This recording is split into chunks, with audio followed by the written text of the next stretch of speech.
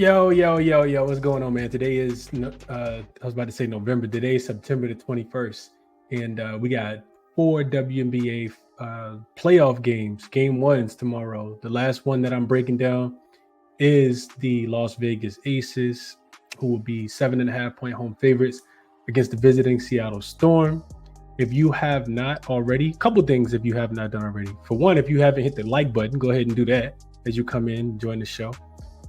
Also, but if you haven't checked out the other three videos, they are all over on YouTube.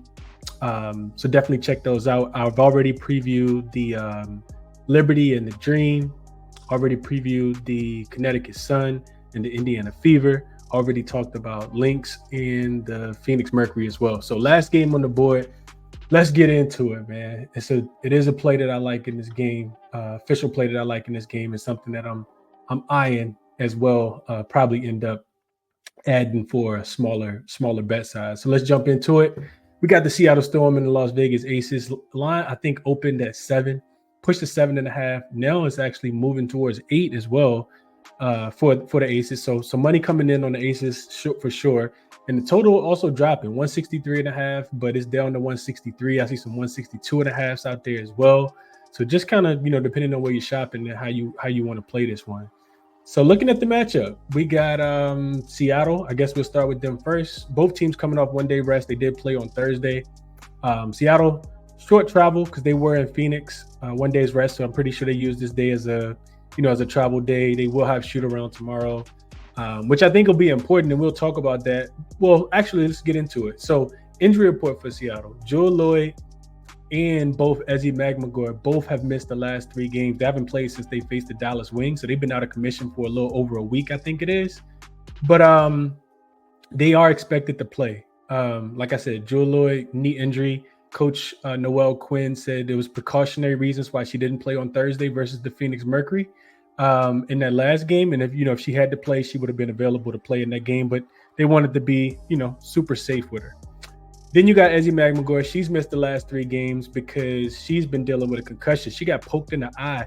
I want to say it was in the second quarter of that Dallas Wings game, and she has not seen the floor since. And that's important because Izzy is second in blocks in the WNBA behind Asia Wilson, and she's 11th in rebounding in the Seattle Storm best rebounder as well. And these two teams just matched up last week, and the Aces were able to go into Seattle, win that game by double digits because neither one of those players played. So, looking at Seattle, 25-15 straight up on the season, 19-21 against the number. You can see their numbers on the road, 11-9 straight up, 9-11 against the number. Defensively, they've fallen off just a tad bit. You can see that they are 7th defensively over the last 5 games, 5th offensively. So they've been trying to get out and run. They are playing at the third fastest pace as well. And then for the Aces, this team is really starting to turn it on just a tad bit. They finished the season, right at 500 after being abysmal. They were abysmal, for a large part of the season, specifically at home, where all of those games came as a home favorite as well. So they did get back to 500, as far as covering the number.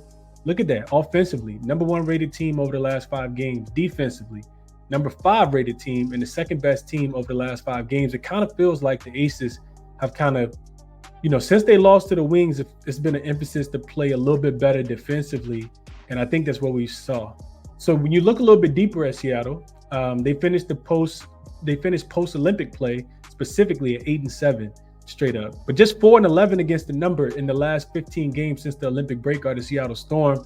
That's actually the worst mark in the WNBA during that time. They're worse than any other team against the number since the Olympic break. Aces, opposite. This team is actually trending in the right direction. 11-5 straight up, 9-6-1 against the number since the Olympic break, and more importantly, they're 12-4 to the under. More on that in just a second. From a head-to-head perspective, when you look at these two teams, which I'm not sure how relevant it is because these numbers are going to be a lot different because the Aces were without Chelsea Gray at the beginning of the season. Then they added Tiffany Hayes. I think she came over from China. Took her a while to adjust to the team, but she's done so quite nicely. But all of that, aside, Seattle did win the first matchup. They came into Las Vegas and beat the Aces 78-65 as a 7.5-point road dog. The Aces won and covered all 3 meetings afterwards in the head-to-head matchup, including an 11-point win in Las Vegas as a 6.5-point home favorite. and a 5-point win and a 13-point win as 4-point road favorites and 8.5-point road favorites just last week. When you start looking at the X's and O's of the game,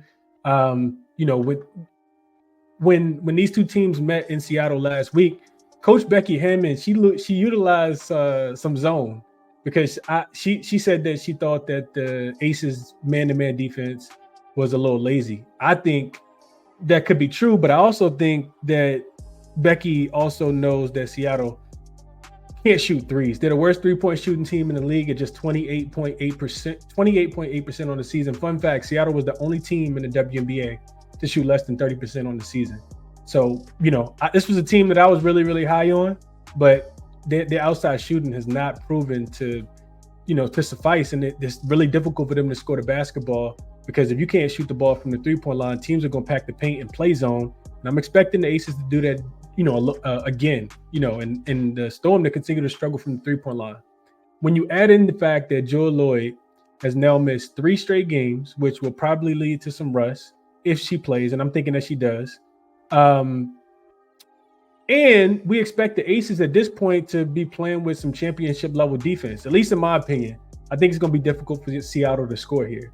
So, just looking at the game, and this is some of the things that I just talked about. Seattle's offense, I do feel like it'll struggle to consistently score. And like I said, I'm expecting the Aces to continue to try to prove doubters wrong. That 7.5 number is a tad bit too steep, especially with Seattle, being pretty feisty. They are 4-2 against the spread as a road dog this season. But Las Vegas does seem primed to meet the Minnesota Lynx in the next round, in my opinion. You look at Seattle as a road dog, just going off that 4-2 number there. They are losing by an average of 5 points, but just 5-1 to the under in that spot. They're averaging just 71.5 points per game as a road dog in those 6 contests. And they're giving up only 76 as well. These games are going under the total by about 16.5 points. They were held under their team total in 5 of those 6 matchups.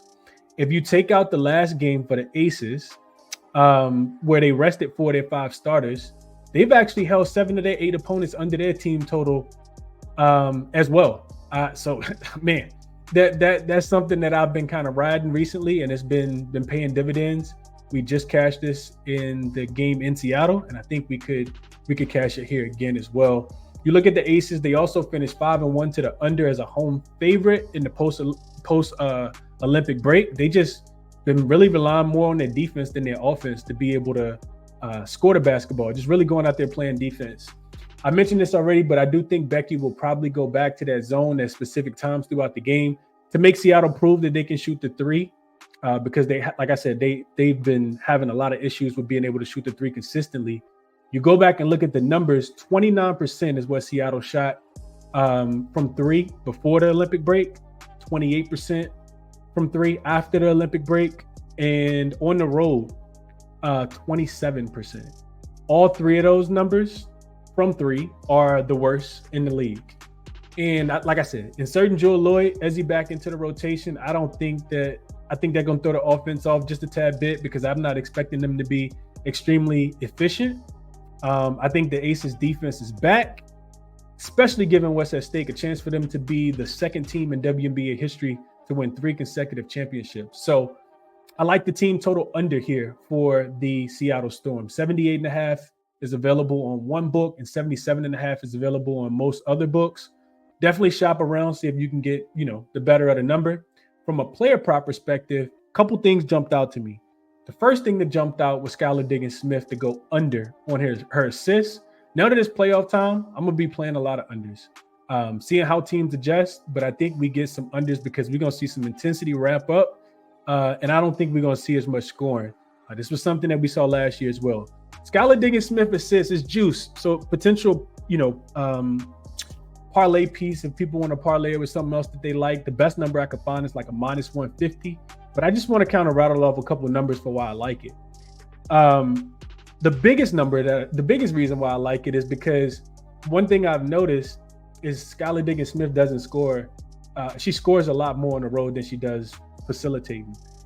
In the 20 games that she's played on the road this season, she's only gone over 6.5 assists 4 times. has she recorded 7 assists or more. So that's an 80% hit rate to the under 6.5 assists. And if we think that the Aces, which I do think the Aces are back to playing championship level defense, I think Skylar will have to be more of a playmaker than an actual. Well, I think she'll have to be much more of a scorer than a playmaker. And for what it's worth, when you go back and just look at the Aces defense, I did look into it. They've allowed the 5th fewest assists on the season and the 2nd fewest assists over the last 10 games as they've kind of ratcheted up their defense. The other prop that really stuck out to me, just haven't locked this one in quite yet, is A'ja Wilson. Up and over her 11.5 rebounds is what I like. And this is already juiced to like minus 125 on a couple books, but there is a minus 110. So shop around, make sure you're getting the best number. A'ja is she's over in 5 of her last 8 games to her grabbing 12 rebounds.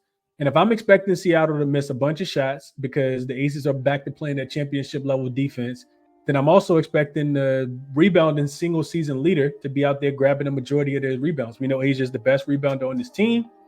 If Izzy is limited at all, that takes away their best rebounder. As I mentioned, Izzy is the 11th best rebounder on the season throughout the WNBA.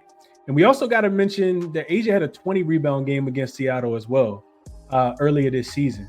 Seattle finished the season, allowing the 5th most rebounds as well. This is not a great rebounding team outside of, Ezi Magmagor. Nneka can rebound at times, but yeah, I'm not sold on Seattle rebounding the basketball. So those are the plays that I like. Seattle team total under 78.5 will be in my pocket. If I can find something to put Skylar Diggins-Smith under 6.5 assists with, I will be playing that as well. Just not going to play a minus 150. A little bit too much juice for me. And A'ja Wilson up and over her 11.5 rebounds. Gave you guys the reasons why I like that as well. And I'm not sure if I'll get there with A'ja. I'm shooting for the playoffs though. Clearly, I don't know if you guys have watched the other videos, but it's a lot of things that I'm liking in these matchups. So we'll see how it goes. We did finish the regular season up about 2.5 units. So hopefully we can parlay those winnings into some playoff winnings as well. And that'll be it. Resources, as I always like to share at the end of the videos, are here. You guys can use referral code CBC to get 20% off over on OddsJam.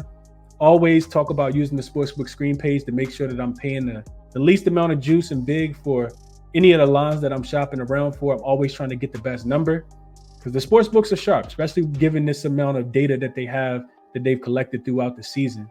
But there's a lot of other things that you guys can use OddsJam for as well. And the Money Baller, 50% off your first month using code ChrisBeCappinn with 2 P's and 2 N's. Great resource over there.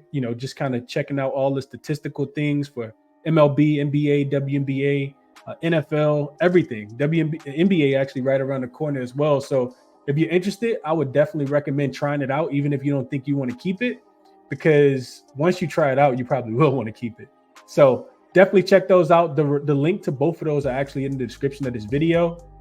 And that's going to be the video, man. If you enjoyed it, do me a favor, hit that thumbs up button, subscribe to the channel, share the video if you can. The link for all my official plays is in the description, as it always is. Best of luck on all your action on Sunday. And I'll catch you guys in the next one. I'm out.